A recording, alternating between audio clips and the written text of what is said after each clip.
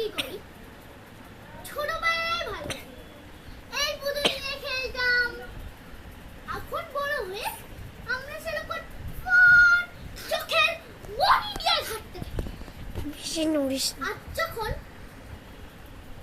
মহালয়া আসে, এই ক্যালেন্ডারটা দেখতে পাচ্ছেন, 21 তারিখে মহালয়া।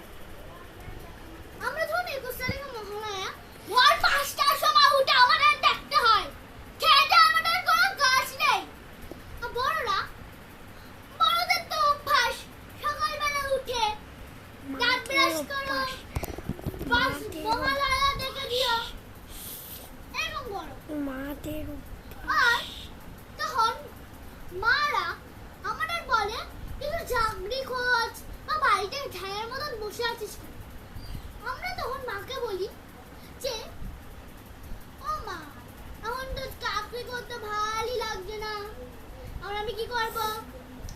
যখন আমরা বাইরে চাকরি করতে যাই, তখন মারা বলে, ফোন ওই করে ফোন করে বলে, ওই কখন যাবি, কোথায় যাবি? তখন আমি ফোন করে বলি, ও মা, চাকরি করতে যাচ্ছি। মা বলে, না না, এখন চাকরি হবে না, বাড়িতে এসে খাবি। তারপর মহালয়ার দিন, 21 তারিখে মহালয়া, 21 তারিখে মহালয়া, তখন মারা উঠে বলে, আমার ফটোটা উল্টো করে ধর। মারা উঠে বলে, এ মনা, উঠবি না? আমি মাকে তখন বলি, ও মা, আর একটু সময় ঘুমাতে পারো? এই তো ভোর 5টা, এখন কটা বলে? 3:30, তুমি এখনো ঘুমাচ্ছ? মারা বলে, চিল্লে চিল্লে গলা ফাটিয়ে বলে, তখন আমাদের আর ঘুমই হয় না।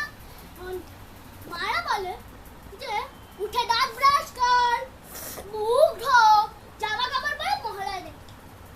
21 তারিখ আছে। আমি বলি, 21 তারিখ না আসলেই ভালো। 21 তারিখে ঢ্যাং ঢ্যাং করে উঠে মহালয়া দেখতে হয়। ওষুধটার কি কাজ?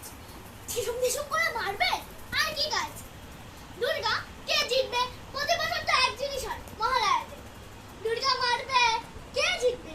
লড়াইয়ে আমরা জিতবো না দুর্গা মা জিতবে? ঝিসুম ঝিসুম করে মারে। তখন আমি ভাবি, মাকে তখন আমি বলি, মা, তারপরের দিন থেকে আমাকে আর দেখিও না, আমার এসব দেখতে সহ্যই হয় না।